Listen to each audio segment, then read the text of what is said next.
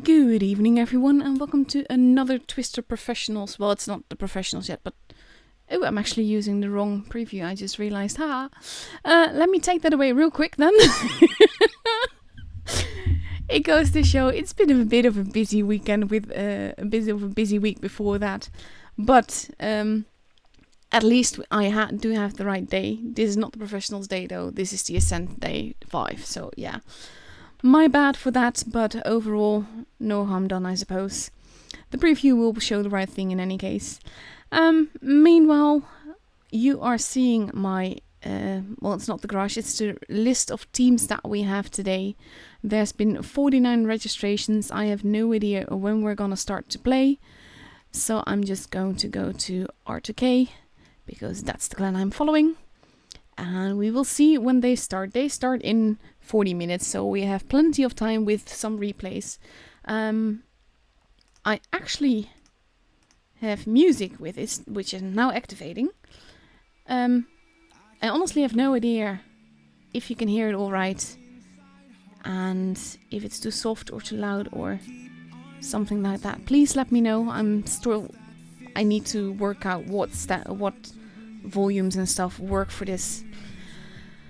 Because I want it to be background music and not foreground music, basically. In the meantime, I am waiting for YouTube to catch up. But like I said, we have plenty of time before we actually start, because we only start in 40 minutes. Well, 35. Well, it is 40 minutes, but there's a 5-minute delay on the stream, and that has everything to do with so that teams can't see each other's lineups. And thus everything is very much delayed for you, and in any case. So yeah, that is basically it. We have a exciting evening planned, because right now people can earn tickets again. Top 4 earn tickets, and then they have to use those tickets on Thursday and Saturday, and they can earn those tickets today or tomorrow. I'm just going to grab the Blitz Assistant to see what the chart is for today, because that will actually be quite fun to see.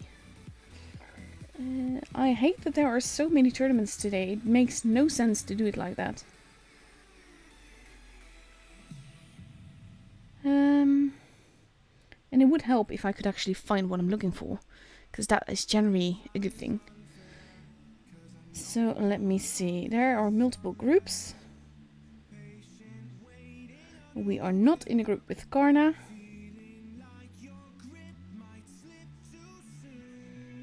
We are in a group with WW. Spot we saw last week did very fun things. Inf, Coven, Hapke, 1UA, RO1, Ucrate1, R2K of course, Un1, KLS, and hang on, I need to activate YouTube right now. This is stuff I'm so not good with this. That's why I always just start extra early, just to be sure that I can just start everything and then just focus on the screen. But after Un1, we also have KLS and we have First. So that should be fun. I'm wondering if we're gonna meet Spot, because they're all the way on the other side of the bracket, but they were a fun clan to meet and to play against, because they had some very interesting tactics. I'll never forget the trap that they set on Dynasty's Pearl. So yeah, we are now officially live on YouTube. I'm waiting for the actual YouTube stream to pick up so I can pause it, because I always have it playing in the back, or at least not playing, but I have it on the back so I can watch the chat. But that also means that I need to pause it, because otherwise I start hearing myself. So yeah, if the music is all okay, I'm just going to start it next time with the whole stream. When that starts, the music starts as well. But as it is, I didn't really want to take any chances, really. It sounds really soft to me, by the way, so I don't know if you can actually hear it. But like I said, this is all new to me. In the meantime, I have an avatar notification. I hate these. It's so useless. I dislike the temporary ones to begin with. But these are the ones that I have. Basically, this is a press account, so I threw some gold at it because I mainly wanted the one that I'm using now. And I just didn't get it, which was annoying. But yeah, that is the bracket that we have. And after half an hour, we will see RTK versus row 1 or Ukraine 1. So it's Romania or Ukraine versus RTK, basically. So let me find you some replays to entertain you in the meantime. I've been warned that this game isn't really any special. But at the same time, when I see the results, I'm kind of like, it kind of has to be though. So I'm wondering how that will be. I'm just trying to scroll up. We've been chatting a little bit today, so I need to find it. And here we are.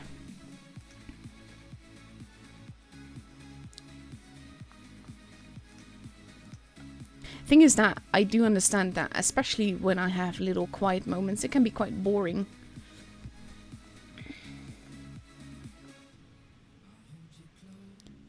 So that's why I think it's a good idea to have the music like in the background, and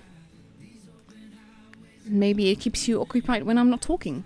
In the meantime, I do tend to chatter a lot, so I don't know if that will ever happen. But yeah, let's start with one replay that I got today. From the Blue Steel, who I met earlier today in battle, and he carried my ass.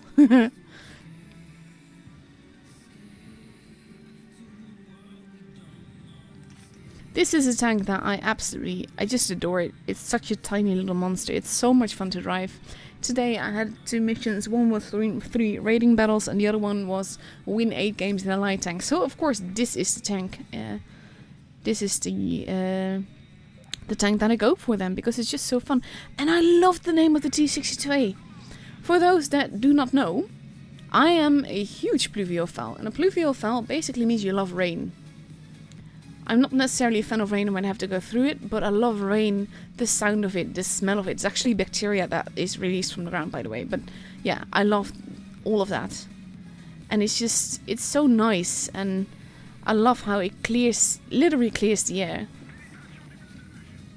So yeah, I'm a pluviophile, and I love that someone in the game is using that name.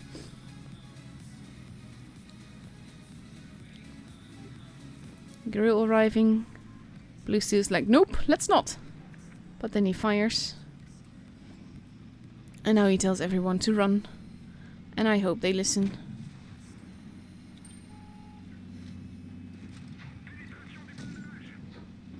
This is why I love the grill. It can derp, or at least it can be fun to play against the grill because it can derp so much. The propaganda BG wants to report the grill.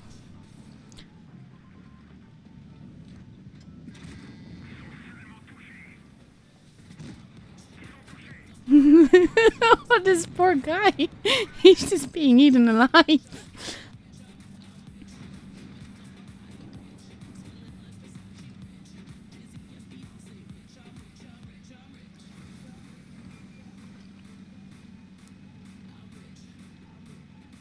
I just... sound, background music, quality, your voice, everything sounds chilled and cute. I'll take that. I'll take that any day. The thing is that there is a kind of music that I would love to be playing during these tournaments. It's the kind of music that I listen to any time of any day, and it never fails to just make me feel good to listen to it. But it's so copyrighted. So I would be able to use it, but then either my stream would be taken offline, or I would at least not be able to monetize it. And to be fair, it does help, even though it's like a few cents that you get for a video. It does help. But yeah, I'll tell you about what kind of music it is later. Bouncy bounce. IS-7 is a funny tank. Thinking that he can hold. So he just starts to shoot the maroon guy.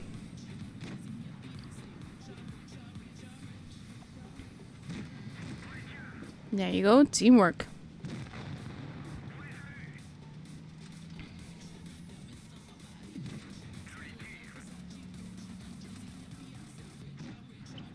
I don't use gamepads, I don't play on PC either. Just saw that pop up in chat. You can't really tell me that this is a boring game though, Blue Steel. It's lovely. It's a lovely little high-paced game where you're also a bit lucky. Especially when he's not even looking at you. That shot didn't go in though. And now it's 3 versus 3.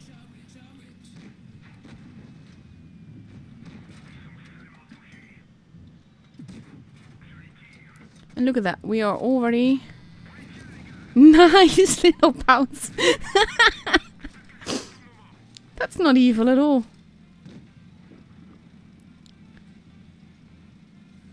Finishing near full health with the situation you've been in. That is kind of ridiculous. There you go, 6.2k damage, nice. But yeah, you can hear the background music at an okay volume, I hope.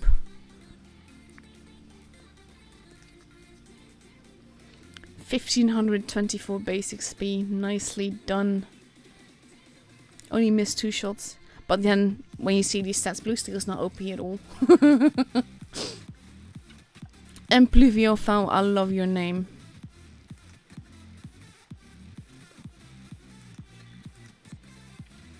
So that is the first replay that we have.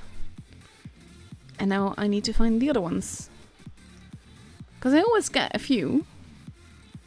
And I'm not sure if I have enough or everything together. Yeah, I think I used that one already. Yes.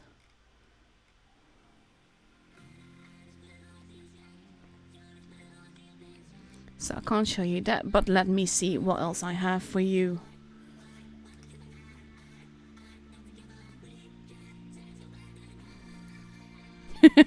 In the meantime, I saw a notification on Discord where someone was getting all kinds of notifications of all the streams that are happening tonight.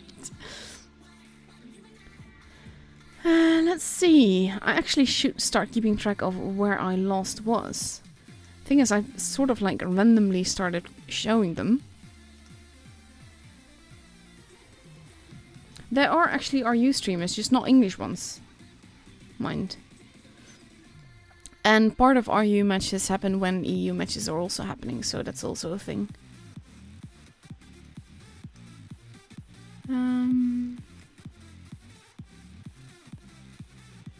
I honestly don't know what to show you.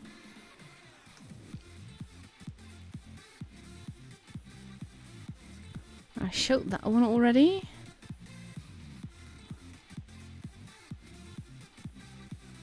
Yeah, I'll go for this one.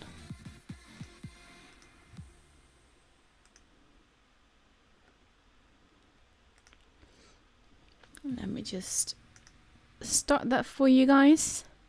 That's also a thing. With the music being there, I am less likely to chatter on about anything and everything just to fill the silence.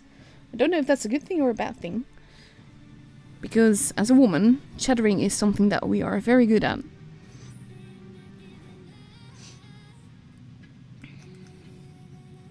Suga Mugu, one of our Asian players.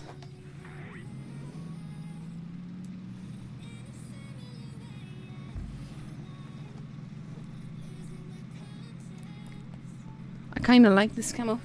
I like the colourful camos, but I do like the legendary camo on the T62A a lot.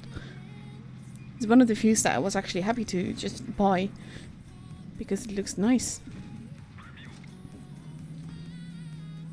And I have to be careful not to be spotted. And then, now he's spotted. Just to be careful because he shows his ass. Nice little tricky thing. And tracked again. And now he just kind of needs to get out of there. He doesn't actually really need to because he wasn't getting shot at.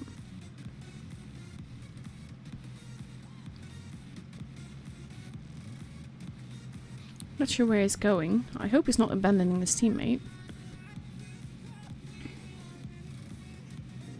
He kinda is. Luckily his teammate is also thinking about it. Yeah, you could see that that was not gonna go in.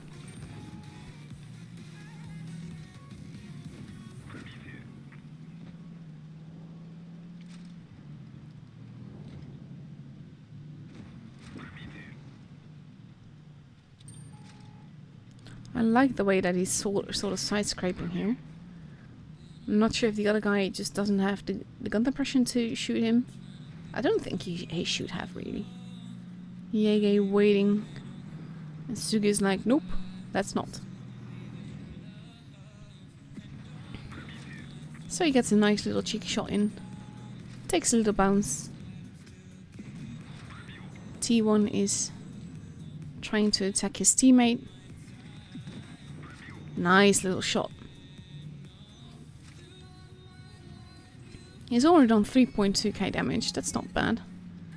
Yege is not quite entering the city, but going to the city. I'm not sure why the E50M is going YOLO now.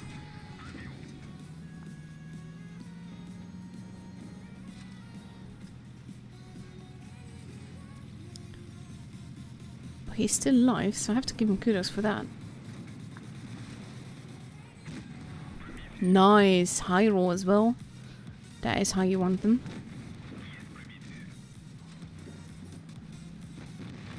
There goes the grill. He fully anticipated that the grill would be dead. And now since the Jäger just fired, he just casually drives past it. And the E50M is still alive. Don't block each other though.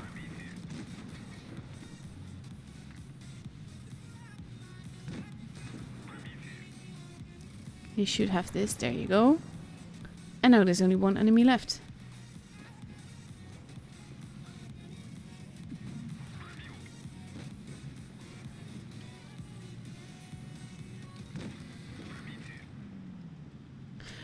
This is an interesting comment. Someone just said, most of these replays don't show the skill of player, but how stupid noob enemies are. In a way, yes, but in order to get an ace, you also need a bit of luck and you need the right kind of potatoes against you and in your favor.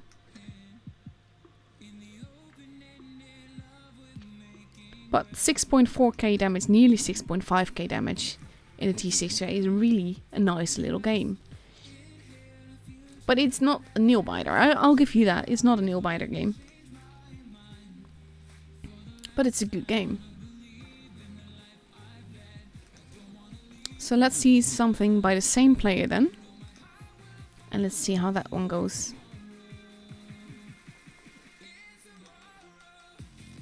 Thing is, skill in a way is overrated. Skill is mainly nothing more than managing to make use of the situation.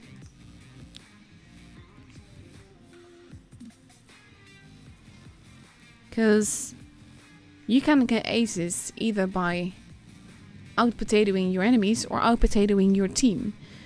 Because you can use your team to, whatchamacallit. Oh, I know what replay I should have sent myself. I have a nice little E5 replay. Let me just get that to Discord actually. But the thing is that you can, if you use your team, that can give you as much an ace as if you use the enemy team.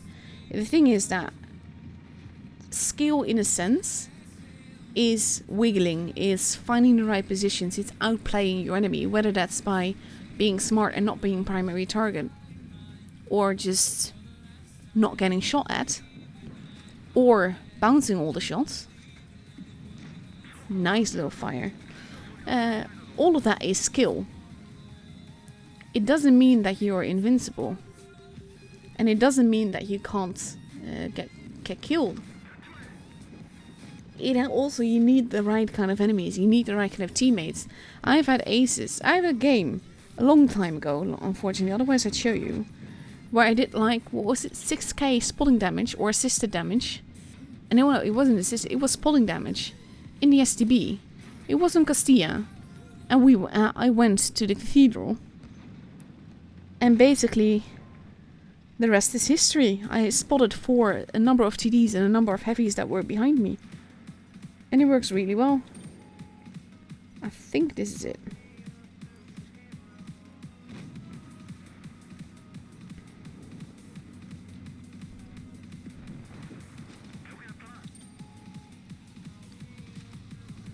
In the meantime, we see Sugu doing exactly what I mean. You can either outplay your enemy or you can use your teammates.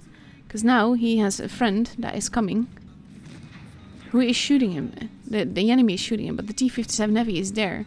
And now he's the primary target. And that means that Sugu won't get shot at. And that is exactly why it's mainly reading the team that decides your skill. It's being able to outplay them. I mean, knowing where you need to be so that the enemy can't shoot you. Knowing where to hit the tanks like you just saw.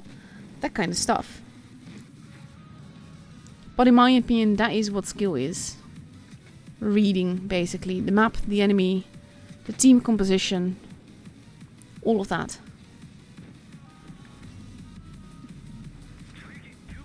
Meanwhile, as you can see, this replay is kind of bugged.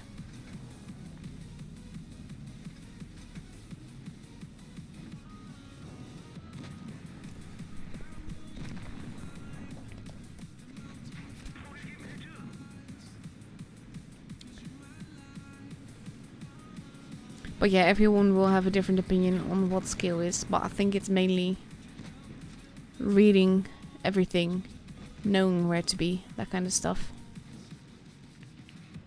In the meantime, Suga is going to take on a Badger. I love the team making facility thing. The Badger's not going to survive this, but it is a difficult tank to crack. It's one of the few tier 10s where I'm like, I kind of still need that. Because I don't have it yet.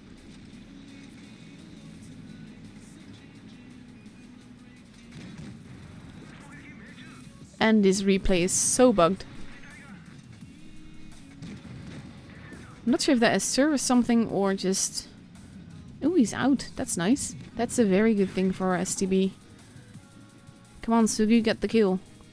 You deserve it. Aim carefully. There you go. That wasn't aimed carefully, but you got it.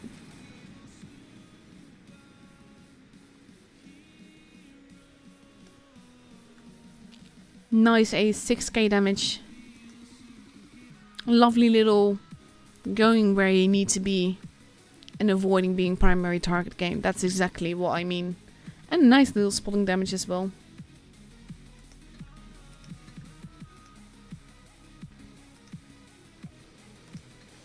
So I just sent myself a replay that I can show you. Like I said, I had a nice little ace. This is a tank that is by now very unappreciated for me. Because I don't enjoy it as much as I used to anymore. But I can still do nice things in it. And that is mainly the reason that I will show you this. Because it's going to be even stronger when the update hits. Because it's getting something special. And it is of course this tank. The E5. Thing I like about it is the fact that it's named Rebel with the legendary camouflage. But I miss the cupola. I like the cupola mainly because it's an interesting factor. It always made it so that you had to think more about what you're doing, where you were going.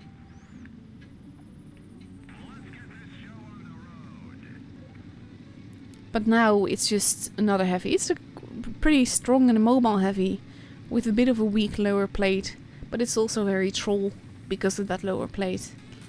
And I missed the cupola. That was the most troll part of the armor, and it just fit my playstyle so well. It still does, but not quite as good as it used to.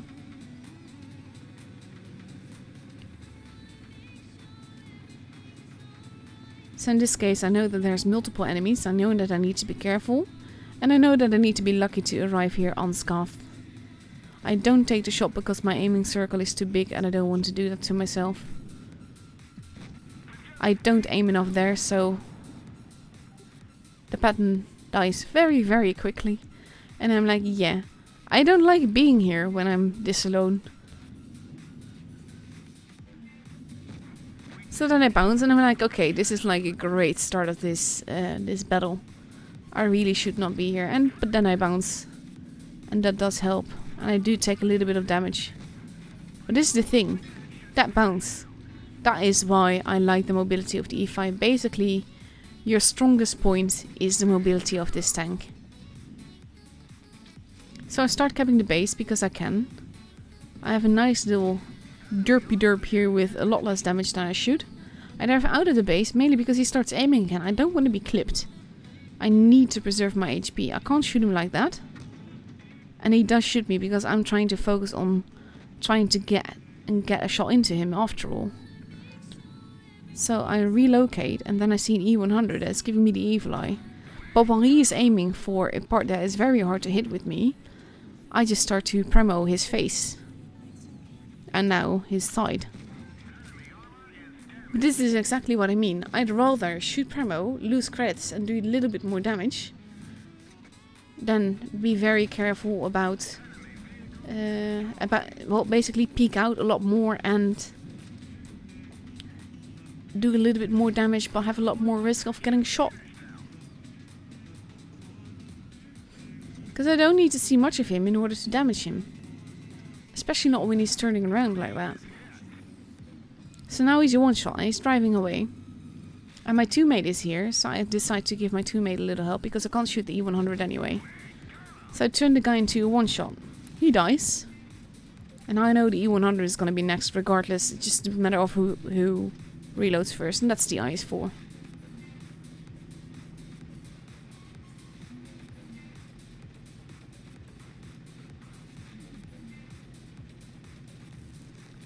So we go towards the middle, and this is where I could have done something better. I could have gone right rather than left. But you'll see in a bit why. But it worked out in the end, so I'm not too unhappy. But it just would have let me arrive there a lot sooner. Because with Paul peeking over on that side, it makes a lot more sense for me to peek over the other side, because you can't possibly focus on both of us.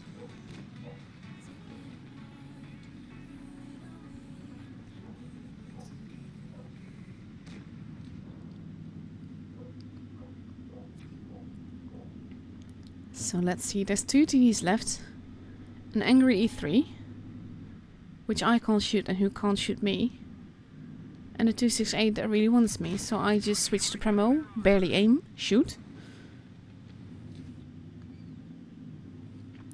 And then I'm like, yeah, I have plenty of health, I can take a hit by the E3. So I do that, fix it, want to go back, and then I'm like, yeah, but no. Because even if the 268 shoot me, I can survive that. And I like to get the kill, because I'm having a quite good battle. He shoots me, and now I derp because I do stand still, but my shot goes wide by a mile.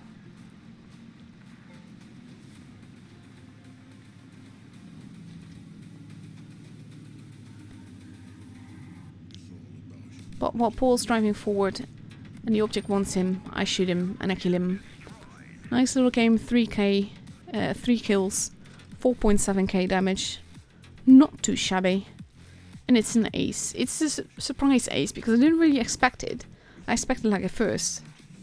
Because of the damage mainly and because of the fact that I kept the base. But I got almost half the supremacy points. And that definitely helps with aces and base XP. Also, to answer the questions in the chat, yes, I can speak German and yes, I am Dutch. Or at least I can't speak German, I can understand it. Technically, I could probably speak it if I took the time to really focus on it and think of all the words, but I generally can't be bothered. And I have a hard time right now focusing, so for now it would be very difficult. But overall, I can understand German and I can read it. It helps if people let me read slowly, and it helps if people speak slowly, but I can.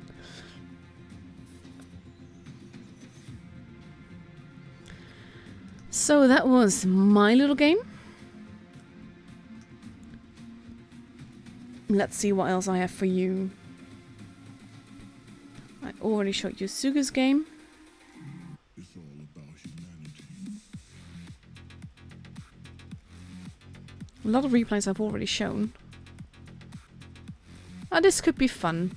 Mainly because of the fact that you have a chance to get this tank soon. And I want to show you that it's not quite as good as it used to be.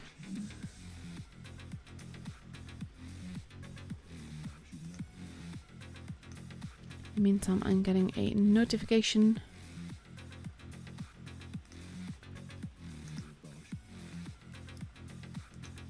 So let's have a look-see. This is a tank. I got it like when it first hit the store, because at the time it was great fun and it was really competitive for its tier. It was like a medium that did bounces and all of that, and now it's really not.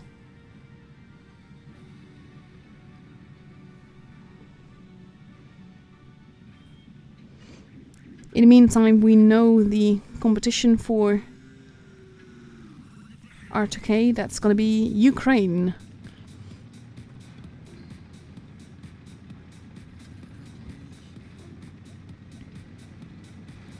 This is actually, there were two camouflages, football camouflages, the Zizou and the, I forgot the other one, but it was, I think it was white with blue, like the opposite of this.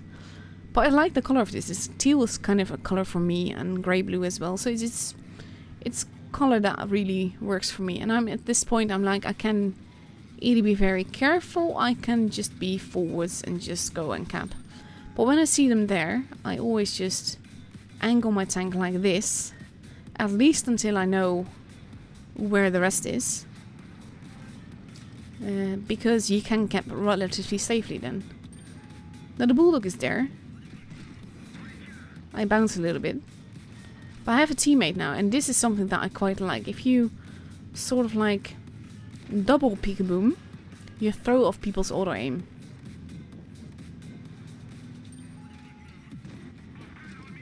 I only track him, so that's quite useless, but I activate my adrenaline. Nuno is arriving in this OP little tank. So I let him shoot, let him get the attention. Bounce on the... And there goes. Bounce on the IS-6, I was gonna say. Then we see the Sioux. The Sioux is a big threat, at least to me, not so much to Nuno. But he goes into hiding. So we just use this little wall to peekaboom and see what we can damage. And I get my first hit into me.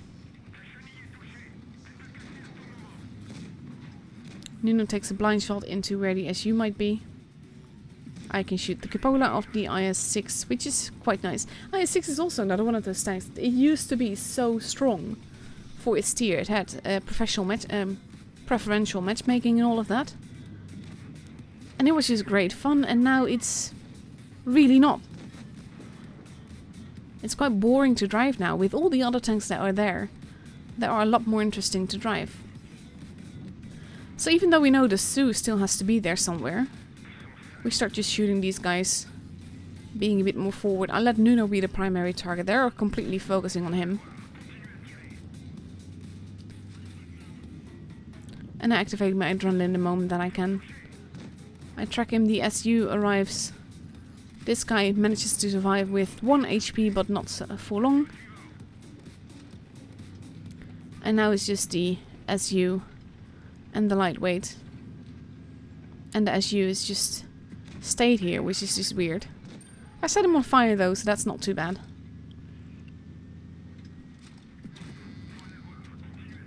And now I know I won't get the kill because it takes too long to reload, but that was a lovely shot by the T-49 that did a lot of damage to the bum of the lightweight. So it was a first class. This is, by the way, with the poopster, but there is a heck lot of credits. But overall, the tank isn't bad, but it isn't great. It used to be much stronger for its tier. So the battle starts at 32. It's now 24. That's 8 minutes, but that also means that in like 3 to 4 minutes the room will be up. And that means that I cannot show you another replay right now. So I'm going to have to wait with that.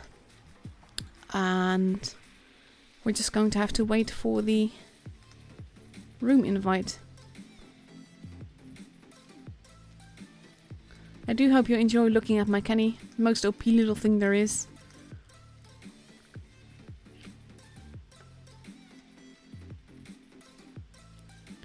the meantime, I'm scrolling through the replays to see what I can show you after this. I have a few games that I can still show you, I think.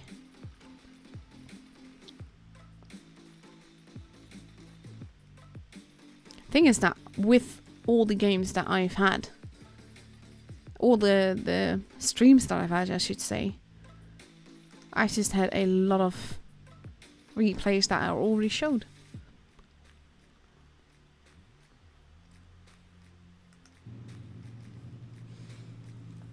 I'll completely agree with you, Andrew, regarding the E5 ace. It wasn't, I wouldn't say easy, but it was a pretty easy game. Just be in the right position at the right time. Shoot some people, cap a base early, which ranks up your supremacy points. But yeah, oh, that's something I can do. We can go over the leaderboard, because right now it's all about the cups. The cups on Saturday will decide who goes through to the professional stage. And right now we have Karna pretty safely in the first place with 3,550 cups, followed by EG with 2,916, followed by FBI with 2,908. Then you have Navin, the dark horse of last week, with 2748, Loka with 2592, Raid with 2202, and R2K with 2190, and the 8th one right now is Win with 2118. And basically, let's have a look who's behind that.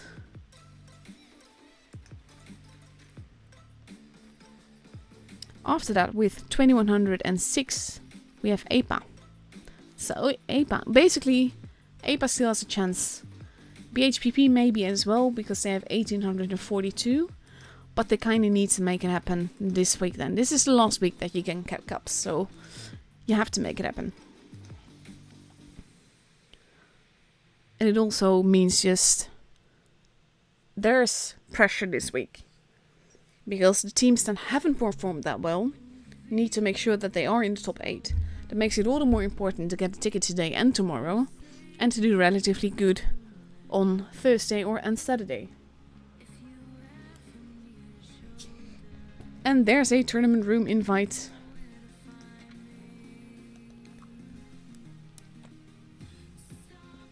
And we see most of R2K already there. Ukraine steadily coming in with a lot of eyes for Gluttony. Interesting lineup for sure. But we are going to Dynasty Sprawl. Let me just call that up for you. Dynasty Sprawl, the panda map. Because A is the forehead, B is the chest, and C is the belly. But you have 2 little ears at the top. You have little cheeks and a snout, and you have little paws. It's a panda. But the panda map has 3 bases. You have base A, which is considered the mat base, the heavy base. Base C, which is considered the mat base. And base B, that is very tricky to cap, but if you manage to do it, it will be very hard for the enemy to take it away from you again. So that's one reason why this map can be very tricky. We saw last week how Shot actually laid a trap at base B, and R2K walked into it, and they actually lost the game because of that trap. So it can mean anything, really. And I'm kind of like hoping to see such a fun matches again. Of course, I am rooting for the team that I'm streaming, but I love seeing epic gameplay and little tricks like that. It's just so much fun. So that is the map that we start with. I'm going to take it away so that I won't be blocking your screen anymore, and you can actually see the training room. We have 3 minutes left, so that's plenty of time. And on Ukraine's side, we see 1, 2, 3 IS-4s, a Mouse, an IS-7, an FE-405, and a Leo 1. That is definitely an interesting lineup. Mouse hopping on and off a little bit.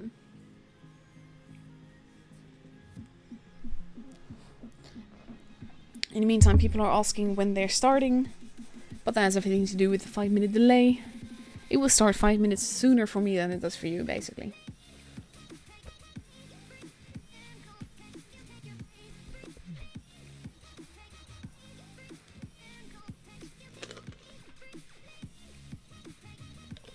But we have 2 minutes and about 18 seconds left to go.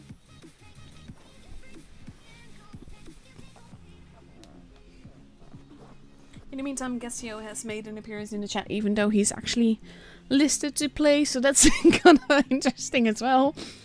But then again, he still has 2 minutes, so it's not too bad. We see RTK still changing some tanks, deciding on the lineups. Well, we see some Leos. This is 4 Leos. Oh. Sorry, I had the weirdest cough in my throat. Just the weirdest itch. So we see 5 Leos, a Yege and a Forsh. At this point, you can't really take this lineup seriously. But we have 1 minute and a half left to go before Ukraine sees the lineup of the enemy team. And I very much wonder what will go through their mind then.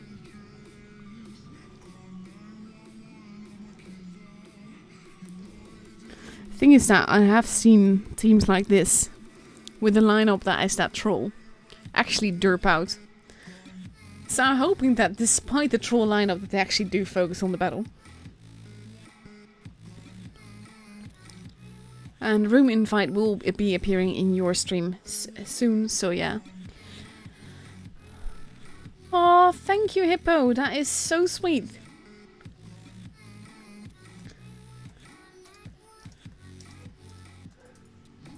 That is really sweet. Thank you so much. So we have 35 seconds left to go before we see the first actual tournament match of the night. And we see that one of the Leos has been exchanged for a grill. So we have 4 Leos and 3 TDs.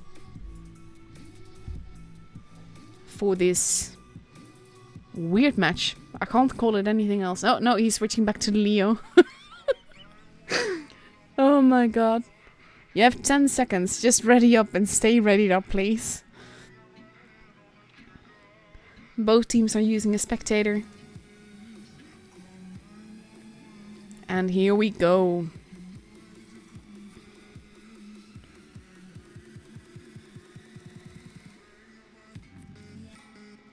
Again, if the music is too loud or too soft, please let me know.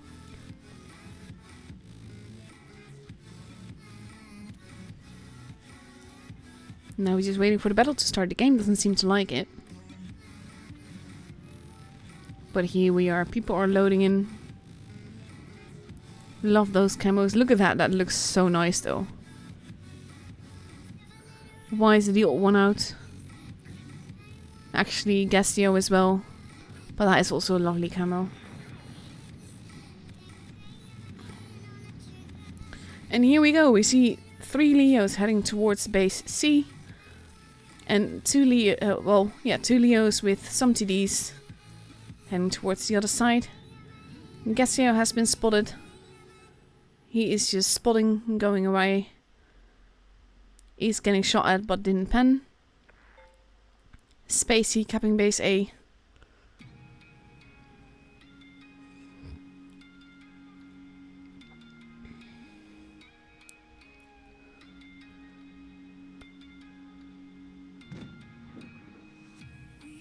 Mouse has been spotted. Leo takes some damage as well. Base A almost capped. Base C is being left alone. Leos are coming back. 1 Leo in the spawn. Wisely just took a massive hit. You don't really want to be there in the line of all that fire. IS-4 attempting to cap base B is being massacred for it. He's not going to survive for much longer. And he's pulling back. He has survived. Base C now being capped. Force taking some damage. Force taking some more damage. There goes the FV. He was just completely deleted. Leo's driving around a little bit. IS-4 going after Wise. Wise is almost dead. And he has to be careful. The mouse is now waiting for him. In the meantime, we see an IS-4 and a Leo just disappear. There goes Wise. Wild shots happening in places.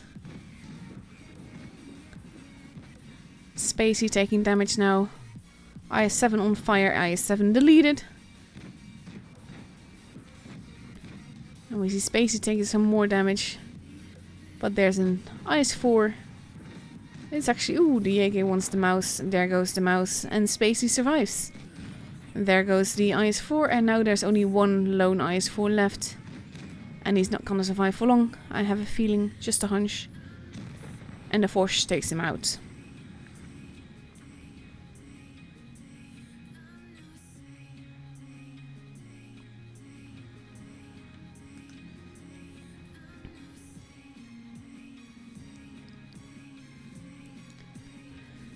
So that was the first match. It was a bit of a derp match.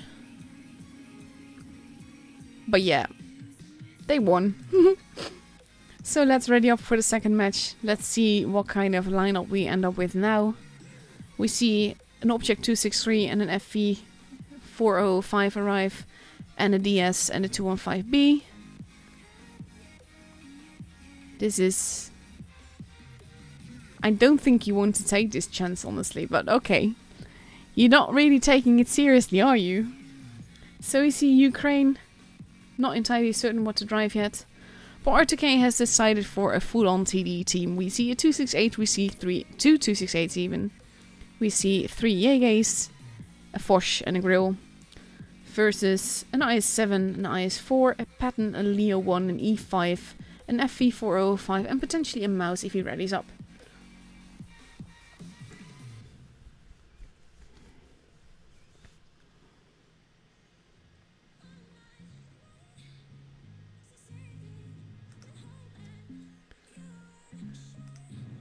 So now we just have to wait half a minute. I will be quite surprised if the mouse does not ready up. But it was the same guy, I believe, that went offline a little bit earlier. So maybe he has some internet issues. If it's gonna be 7 versus 6, it's gonna be that much worse.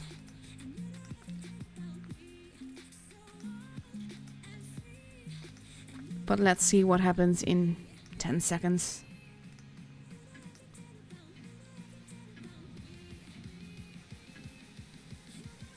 And I can just imagine the little giggles that are happening on R2K's Discord server right now. But it is kind of mean when you don't take it seriously at all. I mean, just look at this. They kind of have to watch each other's back though with this.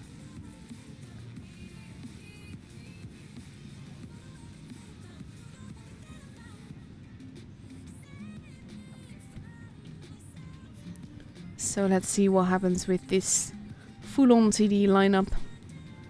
There's my Kenny, the corpse that's gonna blow up soon.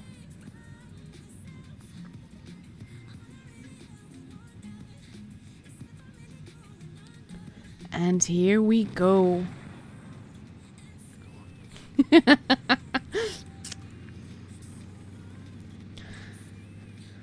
So we have the Grill together with the Foch and the 268 going towards base A, and the 3 Jaegers together with the 268 heading towards base C.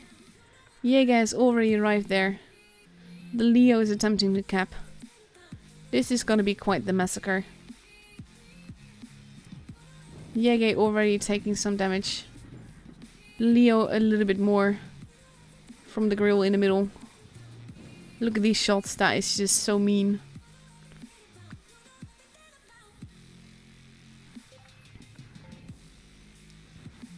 Jaeger now capturing base B. The Foch moving forward. IS-4 taking a mess. Ooh, the FV taking an even bigger hit. Wise is probably not going to survive this one. But I'm not sure if they care. I mean, look at the HP. It's not even that big a difference anymore. Well, now, okay.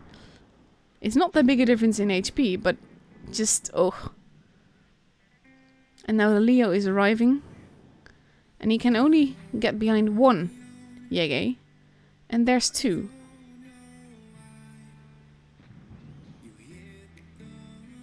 And no party without me is going Leo hunting. And there goes the IS-4. Wise is still alive. E5 on the other side, we see him being obliterated. Grill moving in but missing. Leo trolling the Jaegers. We have a Jaeger in the middle facing off against the mouse. There goes the E5. taken out by the Foch. And this is basically a massacre. There goes Wise. They did get him.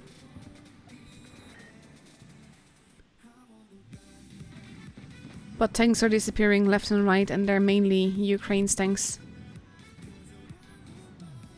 No party without me. Wunderkind losing some HP. There goes Gnom. IS-7 on fire. IS-7 being eaten alive. And the Aegis is just waiting. Let's have a look, see how this ends. We kind of know how this ends. I think he wants to ram him to death. Because why shoot? This is actually... You guys are bullies, you know that?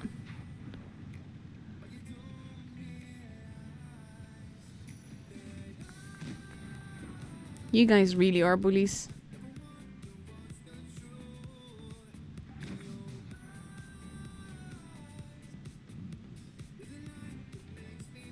Just look at this. Guys. Oh, so that's why he's no longer reloading.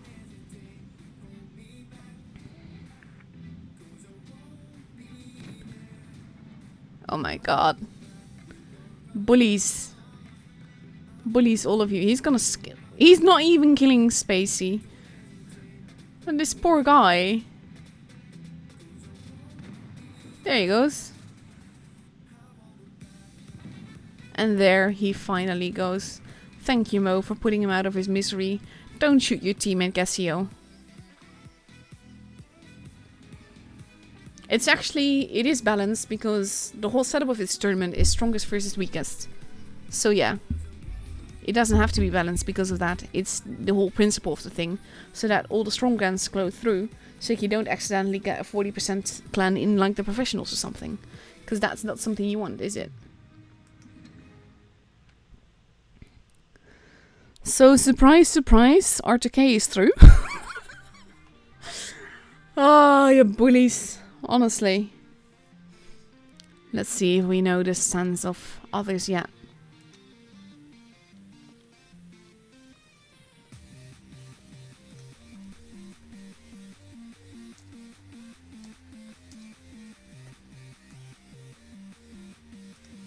Let's have a look, see. Current. Let's see what's happening in places. Corner to Kraken out.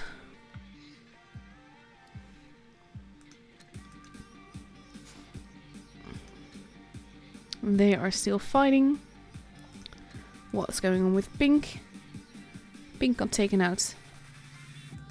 I can actually easier check this in the Blitz Assistant, but yeah.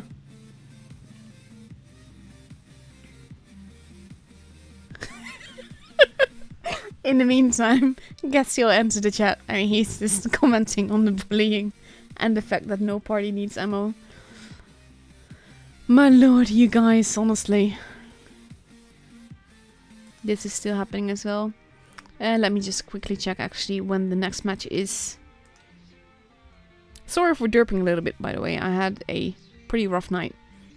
That sounds way more interesting than it is. I just barely slept. So we still have about 20 minutes, which means that I can show you 2 or 3 replays. I just need to find the ones that I want to show you. And even though this is not exactly a tier 10, I am going to show it mainly because of the fact that it's on one of my favorite maps. So let's have a look-see.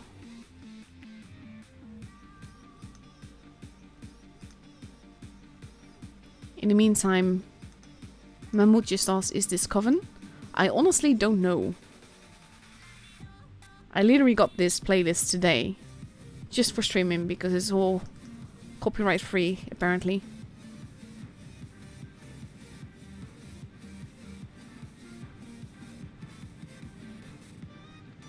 I do like this camo. This is a funny tank.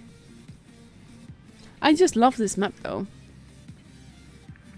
Is the stream laggy? It isn't for me. OBS is quite clear and nice.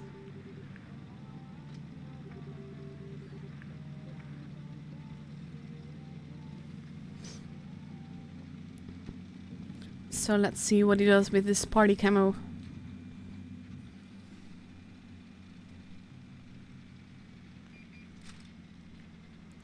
And there's a sentinel there. And a firefly. And only one of them is coming up. So our VK has to be a little bit careful. Nice little shot there. Nice little shot there as well. But he is a bit in a precarious position, especially with 2 other teammates there. And knowing that this Sue is behind there somewhere. And that's your biggest enemy here, like quite literally as well.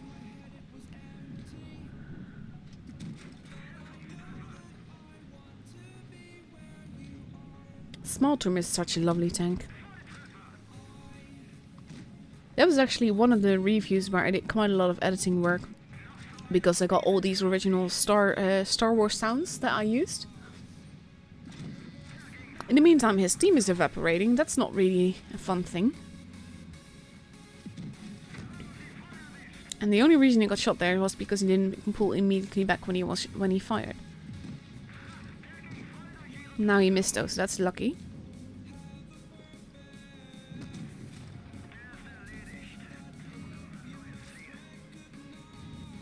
He's not looking at you though, so you can just shoot him.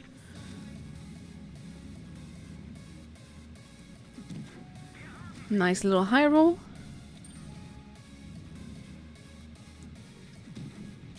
And that's steel pen. That was good. Nice. Nice shot.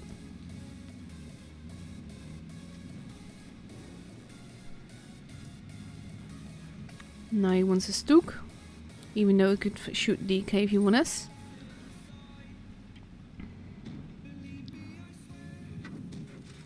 There you go. Firefly out of the way. This is not really a good peek-a-boom position though.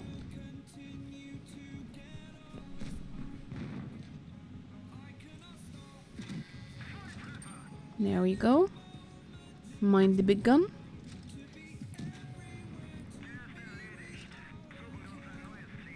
And now he just needs to kill a few more.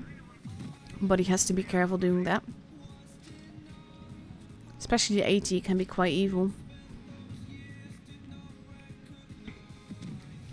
Nice little shot there. But where is the AT?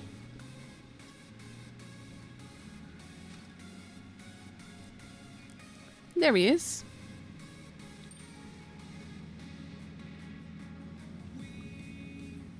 Thing is that he could easily take a shot. Or you can just do it like this. Or not.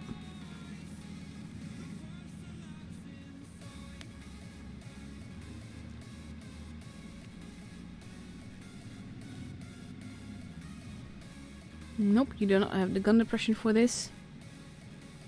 But he has plenty of time, and I like that he takes his time, that he's not taking unnecessary risk. At the same time, it is a TD.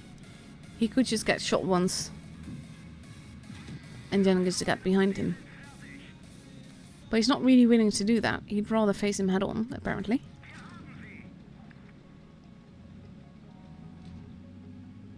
I think he means circle. Nice little bounce. But he's really not trying to get behind him. He's just staying in front of him. Which technically speaking is a lot more dangerous. Because if you get ammo wrecked, then that is not going to make your day, so to speak. And there you go.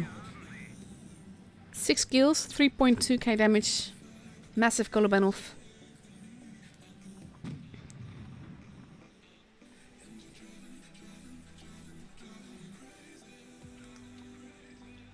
$1,191 basic speed. Nice little game.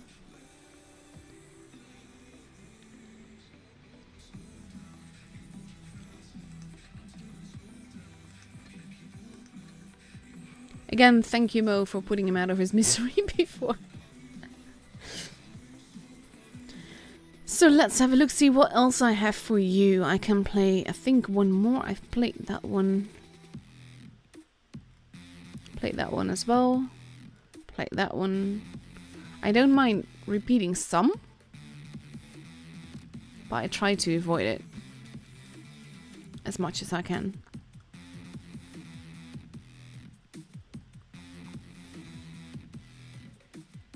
Let's see. I was gonna say I haven't shown that one, but that was more for a derp thingy and not for a epic game thingy. So I did find another one for you. Let's go watch. E-battle in a tank that we haven't seen much of at all lately. Because it's totally not broken right now. He loads in a little bit late.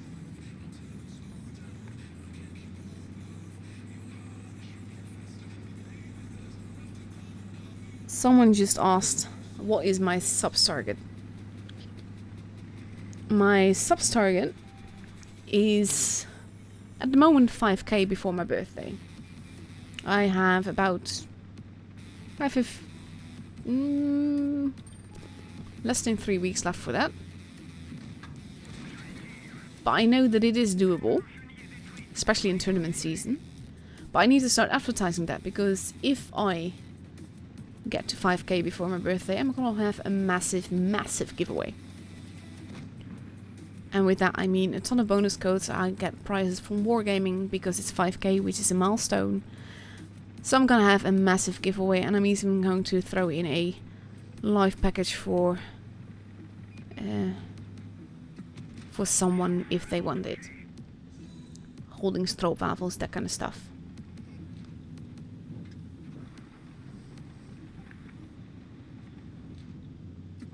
That's not something to joke with though, T62A.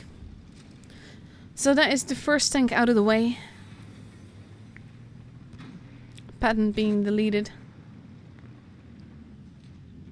Force waiting for that FV.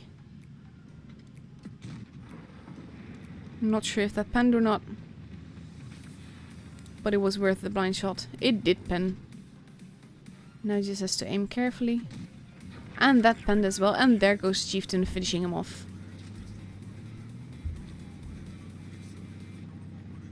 This is how I like it when people play. Yeah, I do kind of agree with Mayloon that that's not very sportsmanship-like. I was saying something and I forgot what it was. So let's have a look, see what the Force does with this. Nice little shot. We are at 4.4k damage. This tank is so not OP at all with this autoloader. Totally not.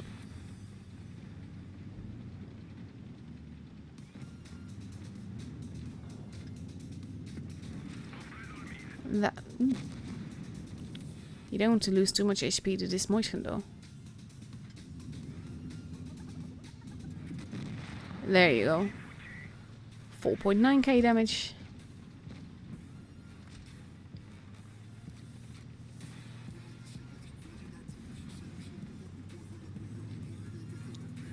That is a very juicy AMX.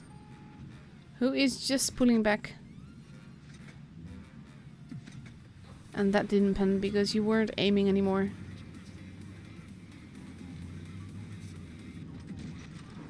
There you go. That did hurt though. So now he has to be careful.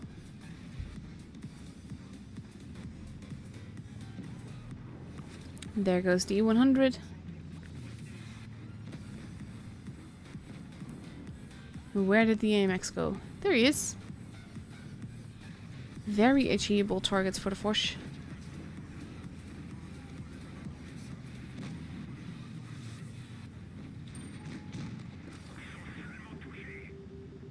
And that is a tricky thing, because if he shoots your lower plate, you're in trouble.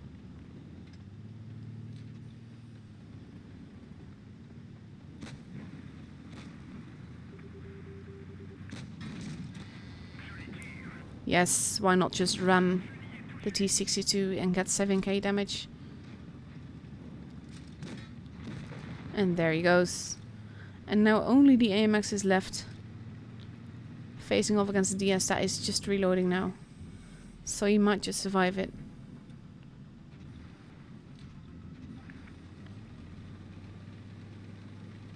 Why do people say things like this?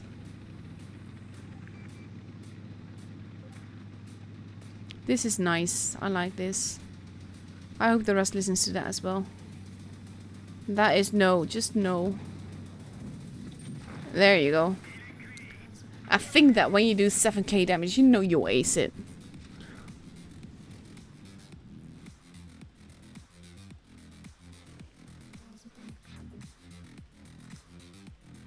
We are at 7.7k, 1643 basic speed. A little bit of assisted damage as well. Very, very evil.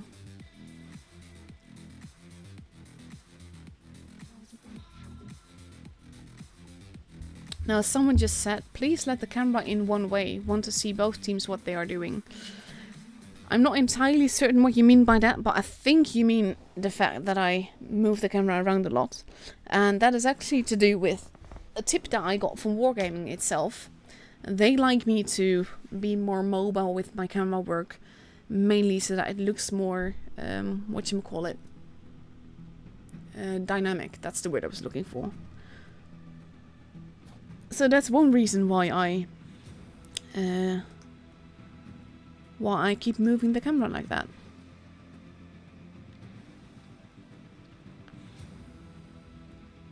Oh, I got some more replays later on for you.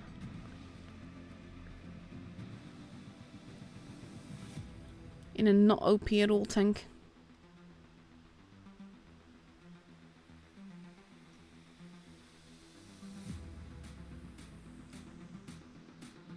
Should work still, I think.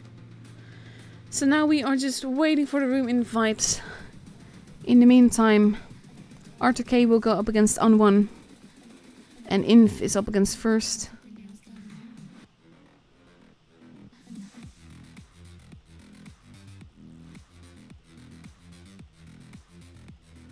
And that will be an interesting matchup, because stats-wise this is a lot closer than Ukraine was. And there's a lot of known players in the team that we are facing.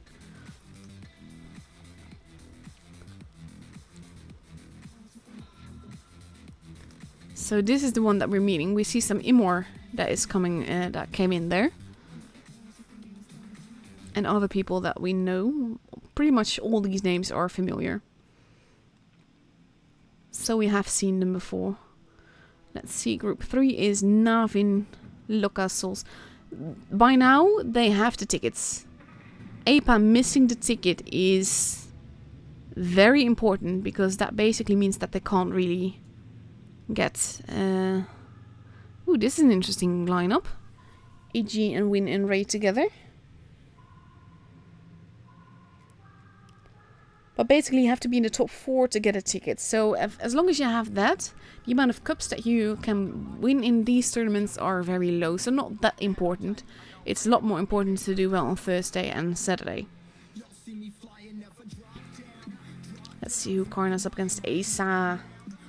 So they could potentially have a Karna Imor finals. That would be fun. Because I really like Imor. And I think that's being streamed as well, so would be cool. So in about a minute the room invite will be up.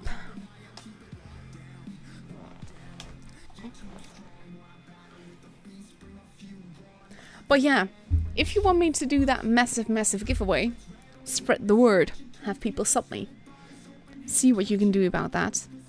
And like the last giveaway, I'll make it in a way that if I get X amount of subs, I'll launch it when I get 5k before my birthday, and after that I'll do it by number of subs. If I get X amount, I throw in these prices. If I get Y amount, I throw in these prices as well. That kind of stuff, because that makes it interesting for me. It also makes it interesting for you. And there is the room.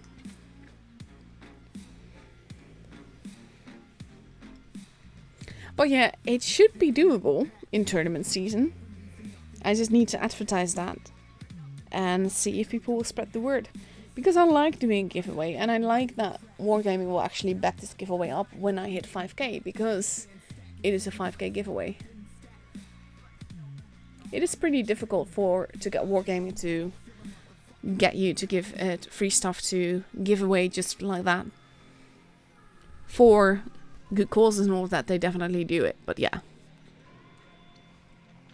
So we saw RTK entering with the TNE lineup, but that is now changing. Imagine that.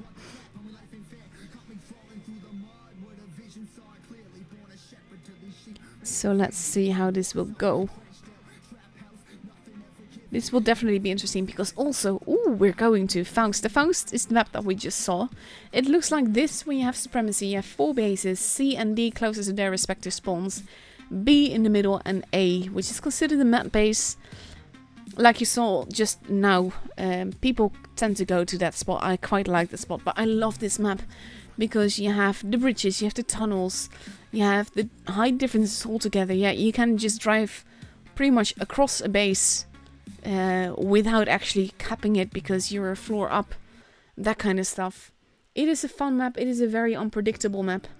I can imagine that it's actually quite frustrating to play for people, but it's absolutely lovely for me to see because it's one of those non-predictable maps and that just makes it a lot of fun. So that is the map we are going to. I'm going to take it away so that it can't block your view. And we see that both teams are steady readying up, not all completed yet though. But we see RTK taking a 215B, an AMX-50, 2 AMX-50Bs, 3 113s and a bad chat versus potentially a Foch, an IS-4, 2 E50Ms and 1 T22 medium, a 140 and another Foch. Depending on when they start. They're changing teammates around a little bit.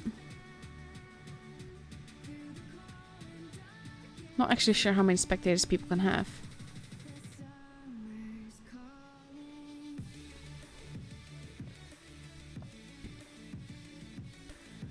So let's see, they still need to ready up.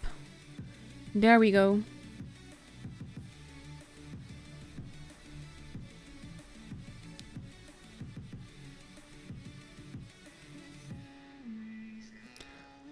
Just waiting for them to ready up, but they still have 2 minutes, so they still have time. And I still have time to get a nice little bit of 7-Up in me. Which is my soda of choice right now.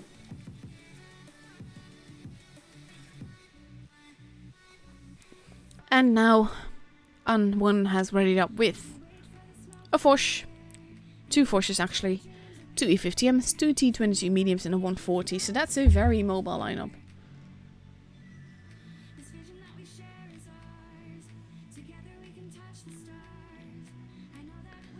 Let's see what happens in just over a minute.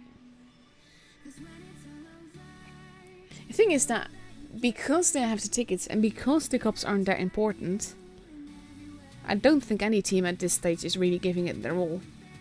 Because they just need a ticket.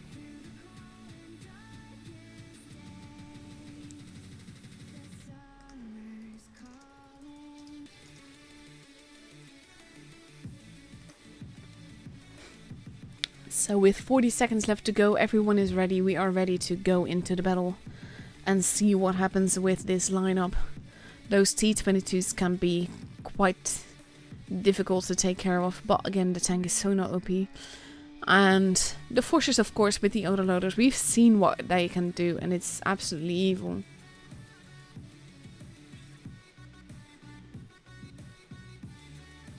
So 15 seconds, the countdown is almost starting. And then we will have a nice little match.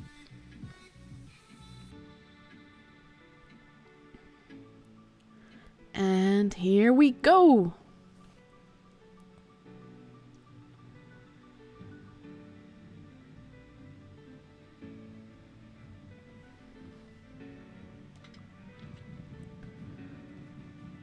Nice camo that. I like the camo that the T22 has there. Aww. Hey Ninja.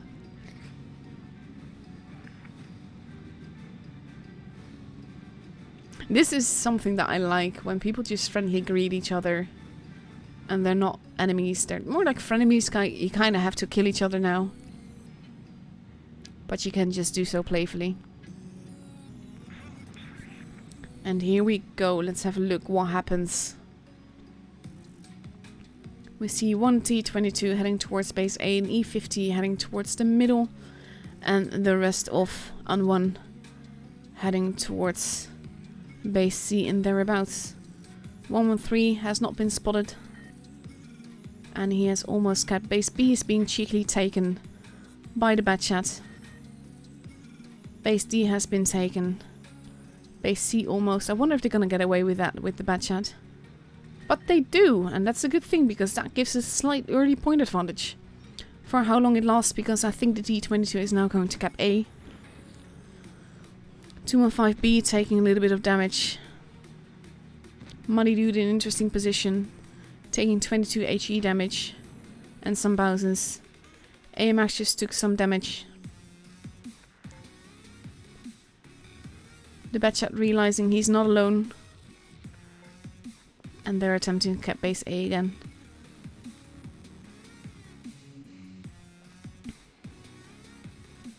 They can't really decap it though, they have to give it away.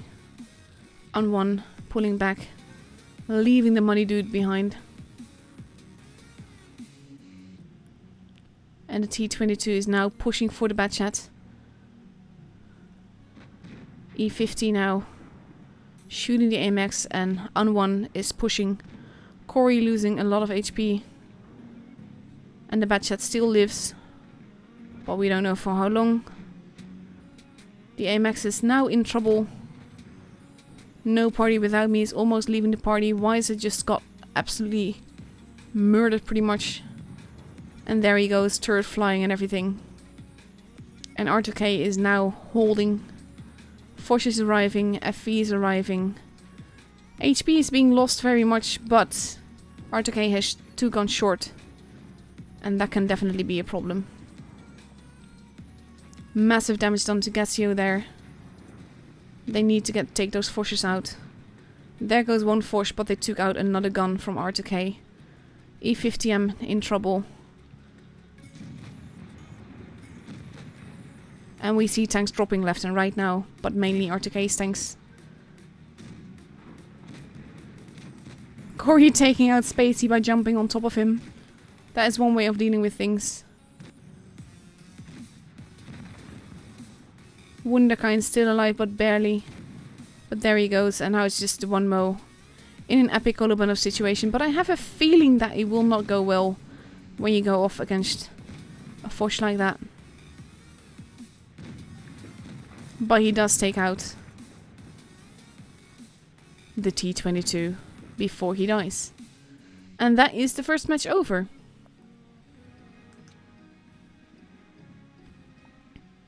Look at the difference in damage that has been done. This was mainly because R2K was holding too much with that bad chat and the AMXs instead of putting back more into their team. And it allowed An1 to steadily destroy them.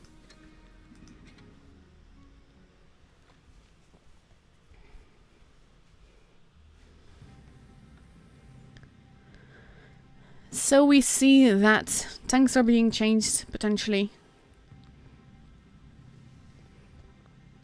And we have An1 almost completely readied up. With the same lineup actually, unless they change tanks now. Now they're going for an extra E50M. And R2K has gone for 3 113s, a 215B, a bad chat, a Foch and an STB. Versus a Foch, 2 Foches, an IS-4, an E50M, 2 T22 mediums and a 140 potentially, but it might change now.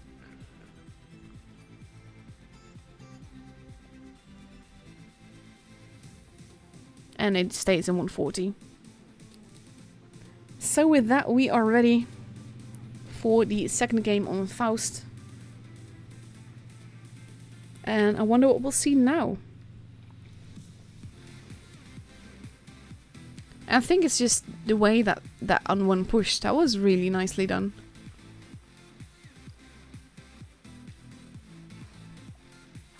"15 seconds left to go before we..." Ooh, that was a quick unreadying. And we see STB 1, 2, 3, 1, 1, 3, 2, 1, 5B, Batchat and a Fosh, but Zerd is now playing. And here we go. And no, you should not give a spoiler. Ever.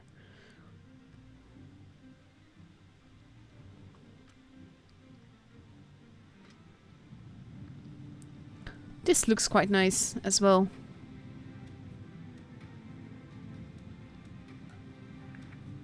I still need to, like, decide what camo to get on this tank, because it doesn't have a legendary yet. Here we go. Let's have a look, see what they do. We see RTK focusing primarily on base C again, with the Batchat heading towards the middle. But that might cost him quite dearly if he does that again, with the forces that are now arriving. IS-4 has been spotted. The T-22s are there. Base B is being kept quite aggressively. Gassio taking some damage there. And they're going to take base B. Potentially even A. Massive taking a bit of damage there. And they will have 3 bases now, which can be quite tricky. Object 140 is leaving base D unprotected now. But they have 3 bases. They will have quite a bit of advantage. That was a massive shot into the E50M there. We see firing lines all around. The map is too big to show you everything. We have a Weiser holding at the back. The one Mo getting a shot in his 215B. Shots being fired by No Party without me as well. Base-wise, there's way big advantage in On1's advantage. Gassio now sealing base D, but they will need to get another one if they want to take the advantage back before it gets too big. On1 content to wait, which makes sense, they have no rush. We see the money dude waiting, wanting to get a shot in. And then pulling back.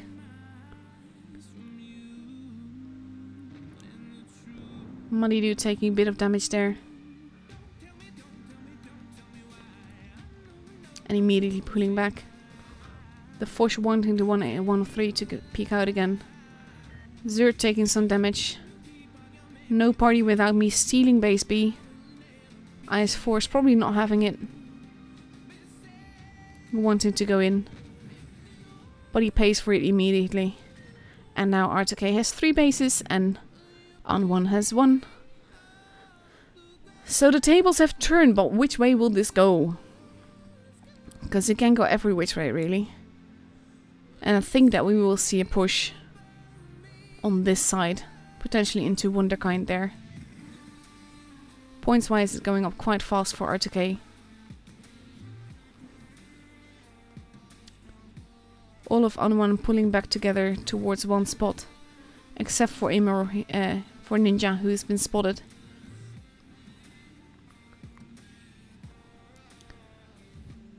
And they're just waiting for everyone to be there before they go. The fast tank's holding back a little bit so that they're unprepared. But people are being spotted now. They know what's coming. No Party without me is losing HP. No Party without me does not want to be there much longer with the tanks that he'll get behind him. Base B is being contested. Zerd is being shot a lot. No Party without me is using the train tracks, which I think is a very good call. Ninja is almost gone. There goes Ninja, first gone out of the equation. But we see that they are now pushing. The Foshes are arriving. Gassio is almost gone, but he takes out the money dude first.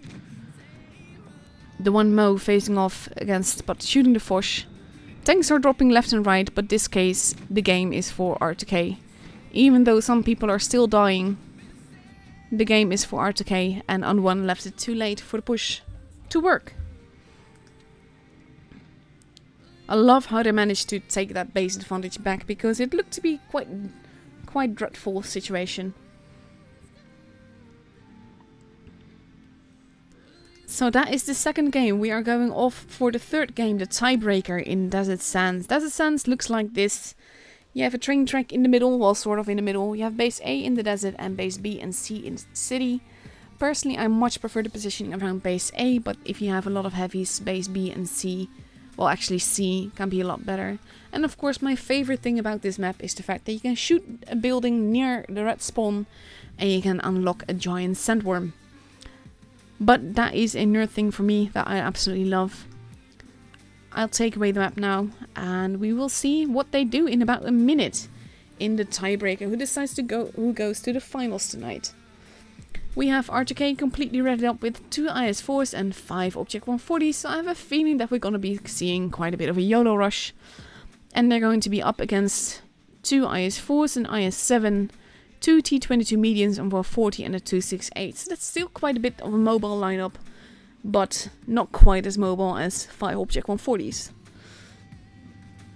And this goes to show that, like I said, when they have the ticket, they don't really need to take it all that seriously anymore. The in-game prices for these tournaments aren't that amazing. And as long as you have the ticket, that's all that matters, because that decides that you get to go through to the tournaments on Thursday and Saturday. So after that, they can just basically relax.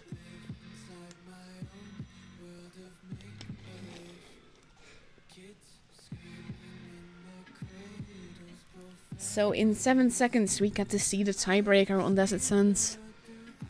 And I kind of wonder what we will see. I do expect a YOLO rush, but I don't know exactly which way.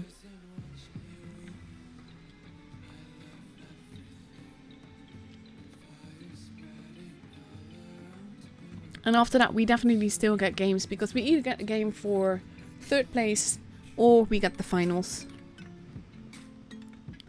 And here we go. I like that camo too. I see a lot less legendary camos in this, in these tournaments than I thought I would. I think it's mainly to just make them recognizable for their own team, maybe. I don't know. And we see on one pushing through the middle. The 140s going to the desert, but holding. The IS-4s have been have been spotted already. Zerd going quite aggressively. The 140s are nowhere near. It's kind of like they're sacrificing the IS-4s, because they're not going to survive this. The 140s are only now actually starting to move, moving as a pack. But the 1 Mo is being absolutely obliterated. The 268 is being shot to hell.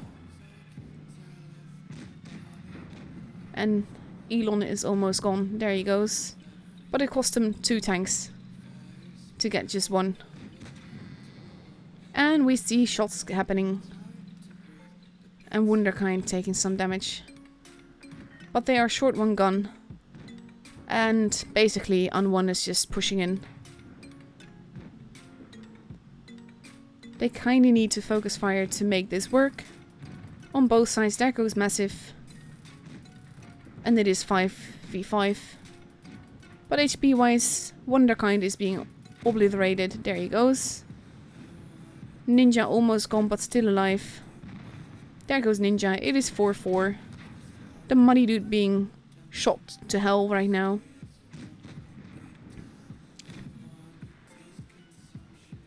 Base A not quite being capped. 140. Lonely against the T-22. In a bit of trouble because it is a T-22. Wiser arriving to help him. And he is going to be gone soon. That was a big ram. Not sure that was worth it. But it is 4 versus 3. But they left Cassio behind. And Cassio is gonna... No, he's still alive. I thought he was gonna die. But it can go every which way. HP wise it is very close together, but R2K does have a gun more. Which can make all the difference right now. R2K does have the HP advantage. At least they have a point advantage, as you say. So if we get a tie, then they win. And there goes the Muddy Dude. And it is 4 versus 2. And that makes too big a difference. And now it's just 3 versus 1. Even though one of them is definitely a one-shot.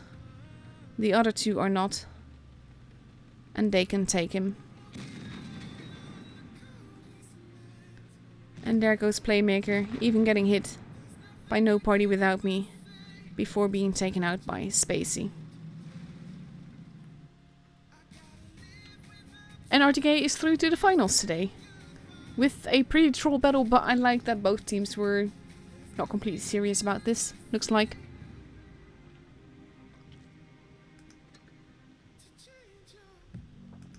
Weirdest games ever. To be fair, it's not that fun to commentate on battles that are like not serious. Aside from it not really being fair to your enemies, but in this case, I'm not sure they both did it, but yeah.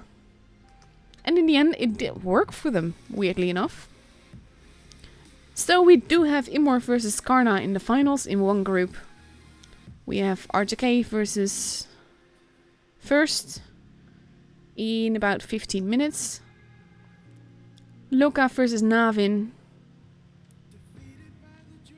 And Raid, I think, versus EG it will be. But not entirely certain. Because also there it depends a lot on how troll people are being.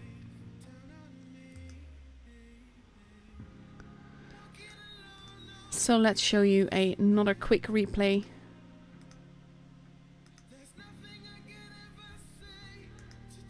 Before we...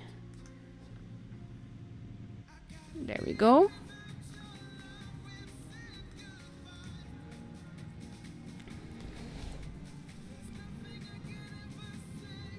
Another one from Navis. Pluviofel was also from Navis. This tank is so not OP. Same with this player, so not OP. And I mean that in my best possible sarcasm.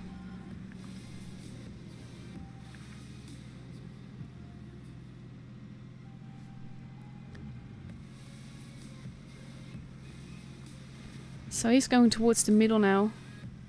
Which I think is a good call.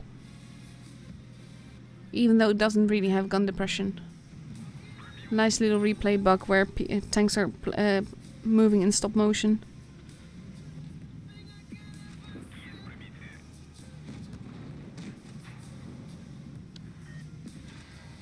Nice little fire into the IS-4 there.